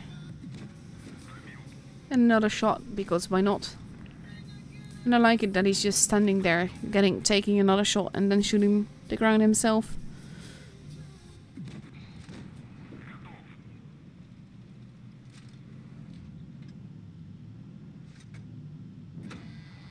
That is just mean. Bouncing on yourself and then just... not. That was because you didn't aim well. It's karma for the last shot, actually. I think.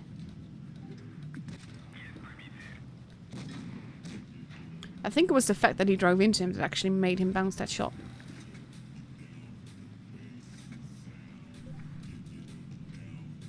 And this goes to show how so not OP this tank is.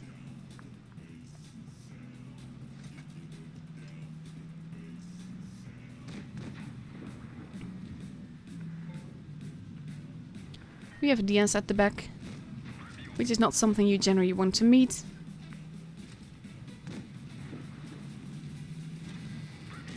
And I believe that I fielded the DS twice in this battle. There goes a turret.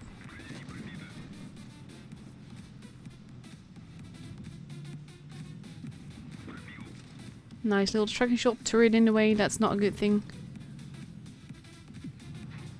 Miss shot because you can barely aim for that.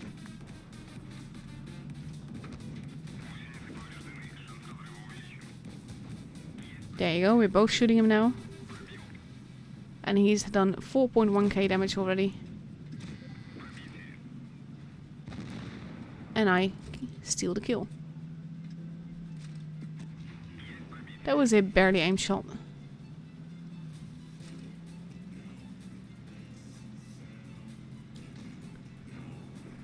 That was a big hit into the T-54E1 there.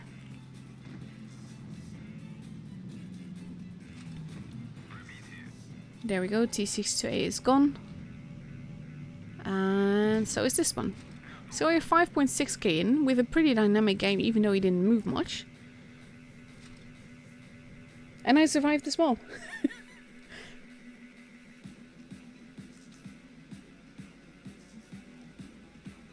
Look at that. 2k spawning damage as well, which definitely helps with these things. Lovely game this was. He's too OP. We need to nerf him, really. But not before Twister, I promised.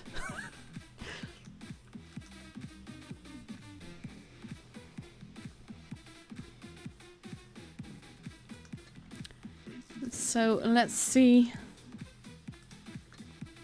who Raid is up against. I'm not gonna risk another replay, so I just have to entertain you another way. And we don't know yet, maybe. There versus Wim. Win got knocked EG out. Which means that EG is up against 7 Urks. Which of course they mean Turks, but we have a little village in the Netherlands that's called Urk. So I can't say it any other way than 7 Urks.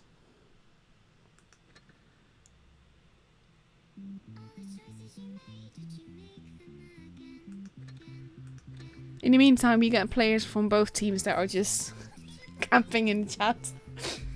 And it's really funny to see, but I actually, though I'd like the gameplay to be more serious, I also like that they can relax and just have fun with it. Because at the end of the day, this is a game and you have to have fun with it. Because if you don't have fun with it, what's the point of playing it?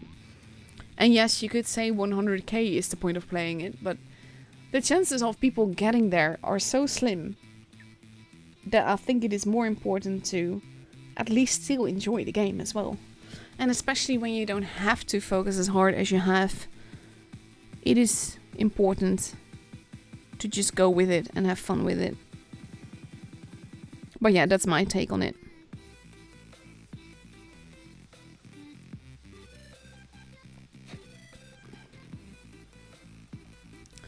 So we just have to wait. Let's have a look, see when the finals is again. I did check it, but my memory is crap. It's 36, so that's 9 minutes from now, thereabouts, which means that the room invite will be up in about 4. So let's go look at this then. What do people actually get? It doesn't actually say much. Let's see all rewards. You get credits, free XP, cups, and a ticket. And this is... oh, this is given to all members. That's actually... can't really imagine that you get 8 million credits for just winning this tournament. Per member. No, it's actually this team rewards. It's divided by everyone in your team. And the ticket is personal. That's how it works. But yeah, look at that. You don't get that many cups from this. But it can make the difference later on. Especially this week, it is very important.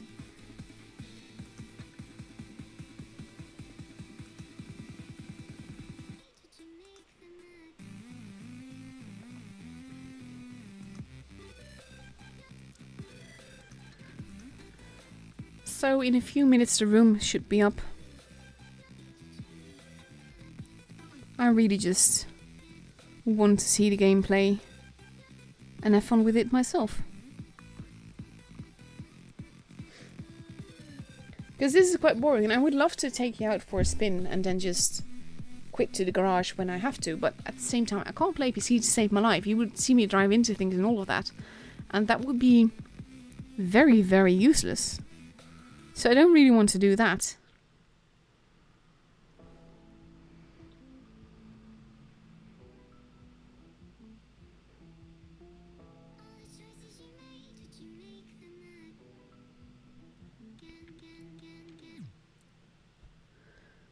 So now we just wait. In 3 minutes the room will be up. So let's see what's in the news. What can we see here? The Twister Professionals. You get camos, but not everyone does. And you get credits, and you go through to the next stage if you win the 4. This looks weird because it looks like 5, 6, 7, 8 are getting more, but because top 4 go through to the next tournament, so to speak, they will eventually get a lot more. They will get money prizes as well. And you get these two camouflage. Look, this is what they get for for the final stage, the top 4 of the professionals tournament gets this. They also get badges. I would like the pro one, because it is funny. I would definitely always joke with that.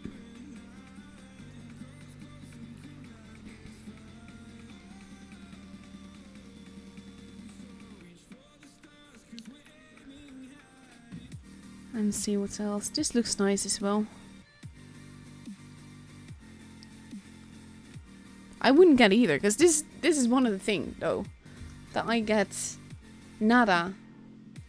I get a thank you in game, but I can't compete, so I can't get any of the avatars or the camouflages. Not saying that I would get very far, but I could potentially get an avatar.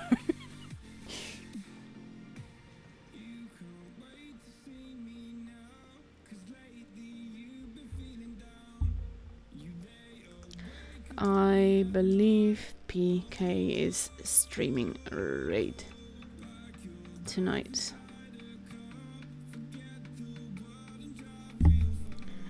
PK on Blitz.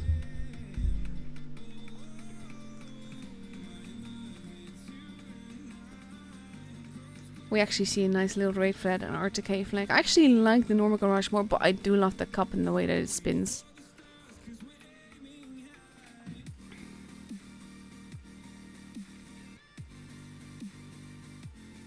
There we go, a tournament room. And we have first versus R2K.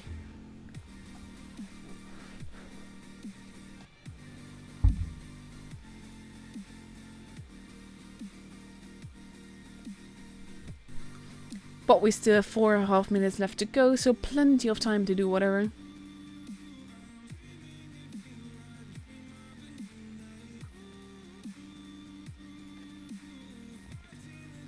For people to arrive still to decide the lineup. We are going to Rockfield. Let me actually show you Rockfield. Rockfield looks like this. You have base A, B and C. A, which is considered the heavy base. C, which is considered the mid base. And B, that is the base in the middle. That will be very hard to get. But if you do get it, it will be very hard for people to steal it. So, I personally prefer the positioning around base A. But in Encounter, I generally go to base C. Which is kind of funny, because the positioning is very different there. But just in Supremacy, it's a lot easier to dominate 2 bases from the A side than from the other side. So that is something I always wonder what they're going to do. Again, they don't have to take this all that seriously. Which definitely doesn't help the quality of the gameplay today. But I do hope we get some epic matches, because in the end it is about first place and all of that. And I wonder what they do here. We see now that lineups on RTK side have completed into a Batchat, a Mouse, a T22 medium, 2 215Bs, a T62A and a Foch. So that's a pretty serious lineup this time. That's something. And for Rockfield is an interesting lineup as well, because we've seen some very epic games on Rockfield. Not just this season, but previous season as well, because it is a fun map. I miss the Rockfield, I like that better, also because of the ambience of it.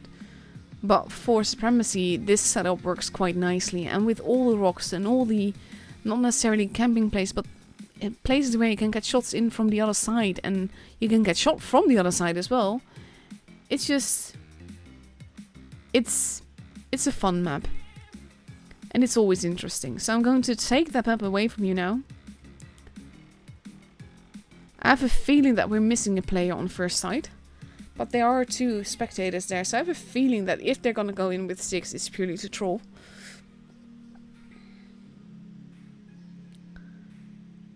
But I wonder what they'll do with this lineup. It is a new meta lineup with the 215Bs and the T22 and the Foch. And some filler tanks, basically. Because in this case, all the tanks have function. Batchat is a spotter. T62A is a brawler together with the T22. You have the Mouse, which is basically the armor house, and you can make him hold stuff near B or near A. We've seen interesting stuff happening there, also on the Asian server, with a Mouse. And of course the Foch with the autoloader. And see, now their final player has arrived. They have 1.5 minutes left to ready up, but that is plenty of time still. And in just 1.5 minutes we get to see the finals for today. And I hope to see some serious gameplay. Oh, that sounds so sad. But on the other hand, I do think that with the lineups that we're now seeing, it will lead to that. Because we now see that First has readied up in 250Bs, an E50M, a Foch, a Batchet and Icefall, and a T22 medium. So that's pretty new meta as well. The only ones that they miss are the 215Bs.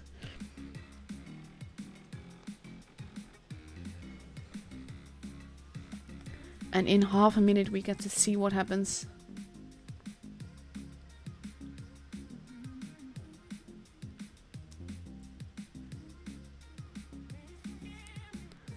"20 seconds left to go."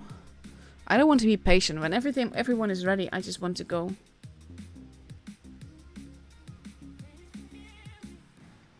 "10 seconds, countdown begins." Just making sure I have no map on the screen, blocking things for you. But here we go.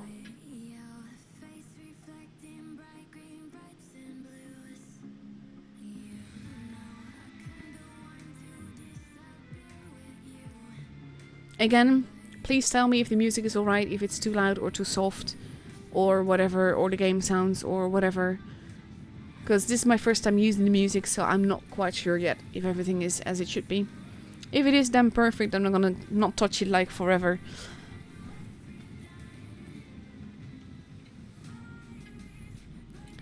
And let's see what they do. Tanks exploding. And we see First splitting up, with the AMXs heading towards base A. One IS-4 going to the middle, but most of the tanks heading towards base C. Zerd spots the E50M, pulls back immediately. T22 has not been spotted. The mouse is going on his own towards base A. T62A has been spotted as well. Mouse has been spotted as well, so he has to be careful now, and he takes the first damage of the match. The one Mo takes a little bit of damage as well. Warwick immediately starting to reload his clip, which is a good call, because if you know you're not going to peek out again, because you're not stupid, it means that you can easily reload. Vitalik in the Foch having been spotted.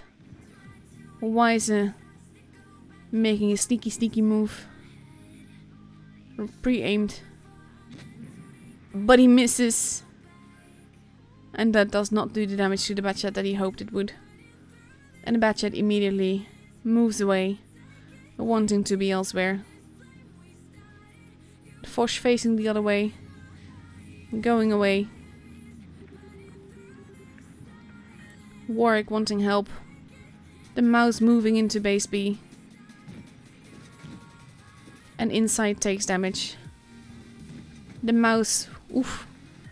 Inside takes a lot of damage, but the mouse also takes a heck lot of damage there. T22 being focused. Mouse is not really there to cap, he's just there to troll. But he is losing a lot of HP. Zerd is almost gone in his Batchet. There goes Zerd. The mouse is not going to be that far behind. There goes Inside. And Gassio is still alive somehow, but there he goes with the flying turret. The medium's moving in. And both teams have lost 2 tanks. Ooh, but that was a big hit into the one Mo.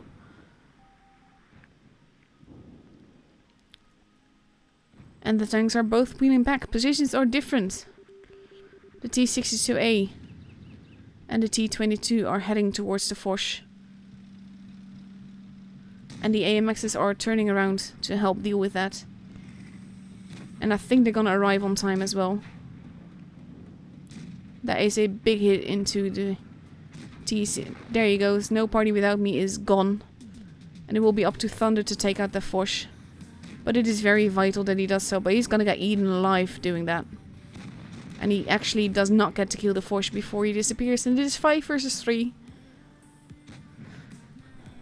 And we have the 2-on-5 bees left together with a Foch. The Foch having 1 shot left. He's not going to survive this. Especially when he's tracked. He does get another hit in. But now he's reloading and he's not going to survive. And there he goes. And it is 2 versus 5. Warwick just took a big hit though. There goes Dino. But he's gonna face a full HP AMX with barely any health left. There goes Vitalik. Ooh, nice little bounce by Weiser, but he's not gonna have that much luck again. And now it's epic colo battle time for the 1mo, who's also a 1-shot for most. And the AMX still has a shot left. He survives it, but barely. And he will do this for the damage, but not for the win. There he goes.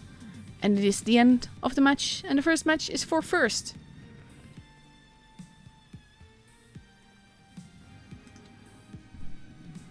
And look at the damage that the Foch did. Vitalik getting quite a bit of damage in.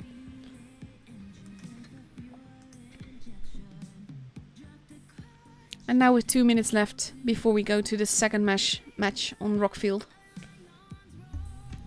Teams are quickly readying up, slight changes here and there.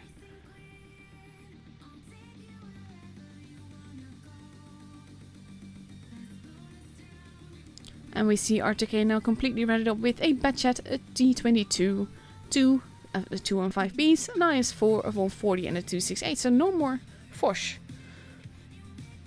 That is interesting. I think mainly because the Foch couldn't get that many shots in last match. And they're going to be up against 2 AMX 50Bs, a Leo, a 215B, a Batchat, an IS-7 and a 113. So they've also let their Foches go. That's interesting.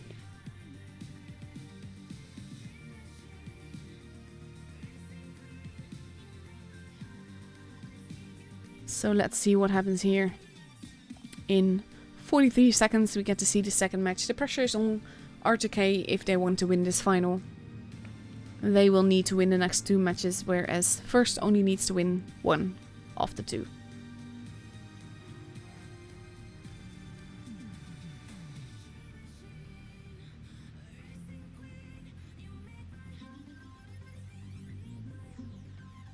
"19 seconds, we are almost at the countdown.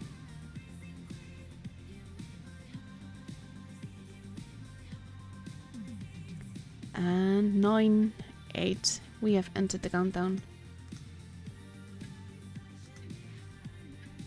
And here we go, second match of the finals of today's tournament.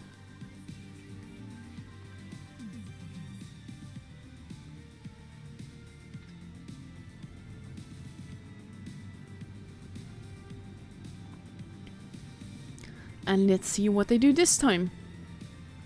Those AMXs proved very vital last match, again, especially to save their Foch. And if the T22 had gotten behind it more properly, then it might have been different. But he got basically both shots from the Foch into him. And that killed him off. So we see first with their Leo and the Batchat heading towards base C. This time it is the one, basically all the heavies that are going towards base A, except for one lone AMX. No, he's also going. Warwick taking first damage. But most of RTK has been spotted.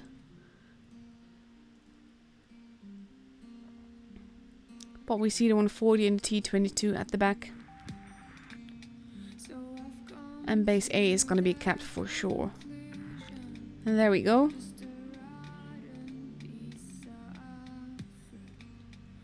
And I wonder what we'll see here. If they're gonna push, if they're gonna try and shoot A. Or if they're gonna get C. Zerd pulling back before he can get shot.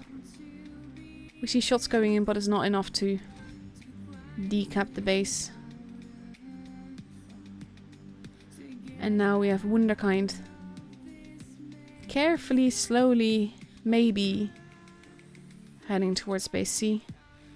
Zerd arriving, Wunderkind and Zerd both spotted. The Leo retreating, but not getting spotted. And RTK not stupid enough to chase off after them into the line of fire from the two AMXs. Zerd immediately reloading his whole clip. Nordic losing a bit of HP. And now both teams have a base, but First has a definite point advantage. And I wonder if they're going to be cheeky enough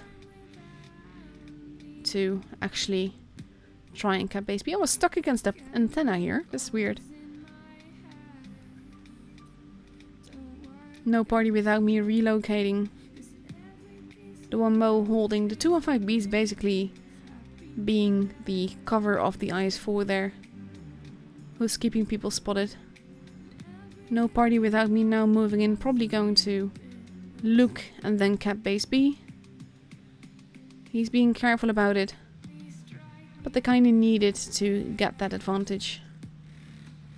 And make it work for them again. Especially with First now waiting as it is. But now both teams are waiting really. Nothing is really happening. Bit of damage being done both ways. No party without me getting shot while going into the base. But he is capping. And then 113 is getting shot for it. No party without me capping quite steadily. And they will have it. Warwick in the bat chat wanting help. But there's no one really shooting him. But the Leo goes with him. And I think they want to surprise the 140 and the bat chat. No party without me managing to stay relatively unscathed. Pulling back. Zerd expecting company. And he's now seeing them. Base C is being stolen. But Warwick is losing HP doing it. And the 140 is there immediately. There goes Warwick. It is the end of that bat chat.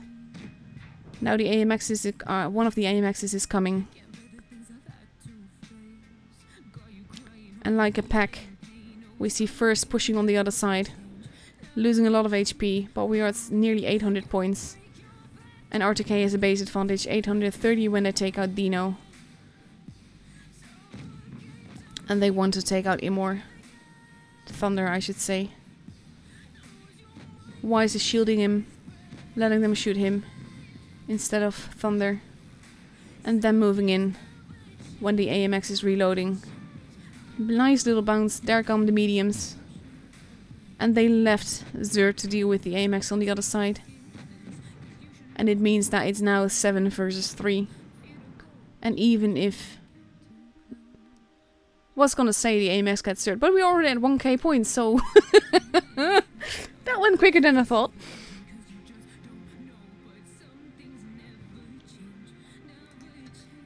So... now we get a tiebreaker. We go to Vineyards, which is one of my favorite maps. Vineyards, I like the old setting more than I do now, but it's still a fun map. You have base A closest to the northern spawn, base B close to the south spawn, base C in the city a little bit more to the back than where the image shows. The image is still old. And of course you have the ruins and all the hills and all the peekaboom points, and that's one of the reasons that I love this map. I like it when you can peekaboom in places.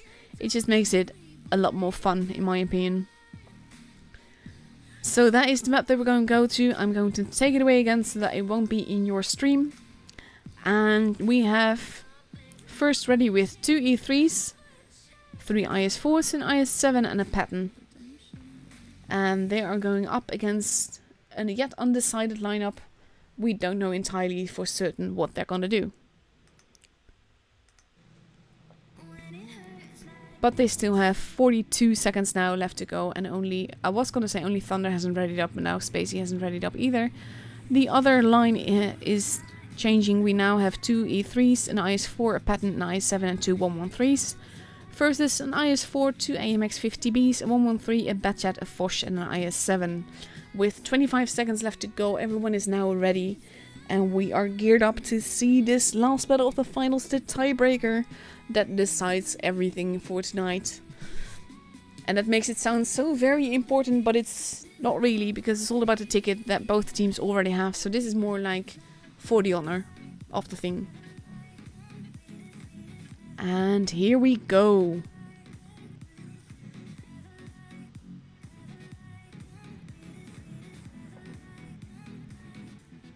A lot of pro avatars. Look, it looks so funny though. I would love to have one that says noob instead of pro. But it's like also gold, and I'm clan leader of the Gold Noob Association, and it's funny to me. So I wonder what we're going to see now. Both lines are pretty serious. I don't think we're going to see a sort of pack-like mentality that we saw in the last match against Unwon. So let's go up and away and have a look. And we see all the heavies from first heading towards base C, and we see pretty much everyone from RTK doing the same thing. Whereas we have a lone Batchat that is going to go into base B to cap. And we see the pattern doing the same thing for first. The thing is, this can be quite troll. They obviously expect that people are on the other side. And now RTK is actually quite spread out in position. But they're in position where they can build on each other. And with the 113 and the AMX, Nordic taking some damage, but not all that much. Thunder holding, bouncing where he does not.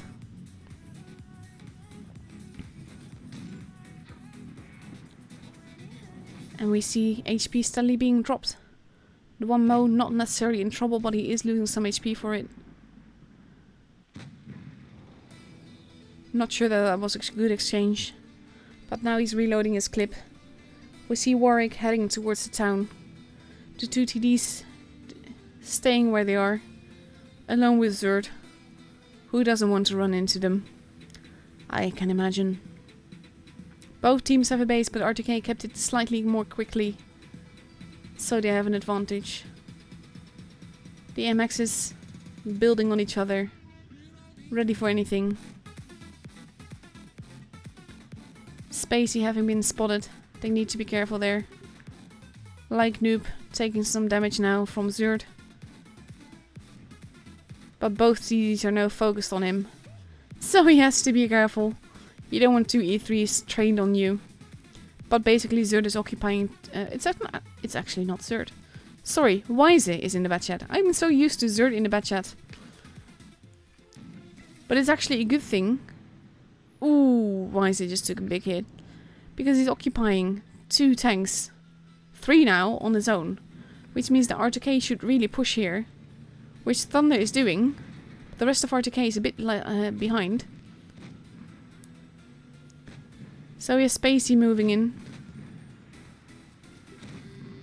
Everyone is moving in. Inside losing HP the quickest.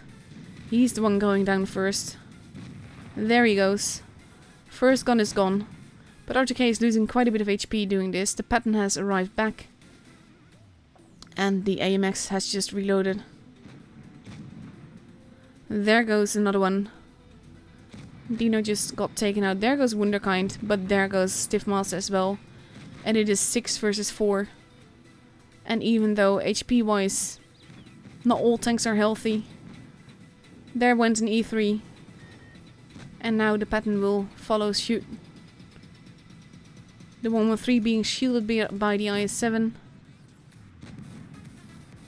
And now it is 2 versus 6. With nearly fully reloaded AMXs. And then bouncy IS-7. And Zerd takes out the last E3. And that is the end of that. And RTK takes it home tonight. And that does help because you do get some more cups, and it can make the difference later on when we have Thursday and Saturday to contend with. So let's see if we know yet what has happened on the other. What is Karna doing? Karna won from Imor. They won 2-0 the whole evening. And then we have, well, first RTK, we know that. But what is Inf and Unwon doing? Unwon took it home. Then we have Loka first, then Navin, Souls, and Jack's Predators.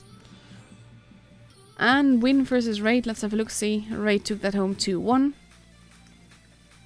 And EG versus 7 Urks. EG took it home. So that is it for tonight. I hope you guys enjoyed it. I hope you guys enjoyed my stream with music now. Apparently, not apparently. I'm sorry for the derping of me, because like I said, I'm really tired, so I know that I haven't sounded as smart as I should. Let's put it that way. That's a subtle way of saying it. But thank you all for watching. I hope you guys enjoyed it. Thanks to all the teams that we saw playing. Arctic Hey, you're mean bullies to weak little players, ramming them to death and all of that, but I'm glad you took it home today. Have a good evening all, and I'll see you guys tomorrow for a similar tournament. Good night!